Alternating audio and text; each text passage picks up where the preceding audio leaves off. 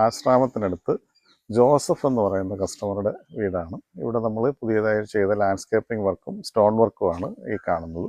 അതിൻ്റെ കൂടുതൽ വിശേഷങ്ങളിലേക്ക് നമുക്ക് വരും.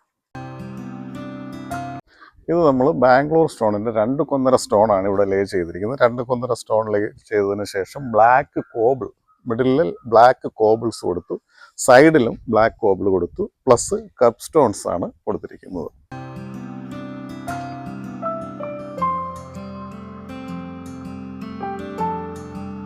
ഇത് വീടിൻ്റെ കാർ പോർച്ചാണ്. ഈ കാർ പോർച്ചിൽ അവർ നേരത്തെ വേറെ ടൈലാണ് യൂസ് ചെയ്തിരുന്നത്. അപ്പോൾ ആ ടൈല് നമ്മൾ റിമൂവ് ചെയ്ത് സ്റ്റെപ്പിൻ്റെ കറക്റ്റ് ലെവൽ ചെയ്ത് ബാംഗ്ലൂർ സ്റ്റോൺ ഉരുക്കുകയാണ് ചെയ്തിട്ടുള്ളത്.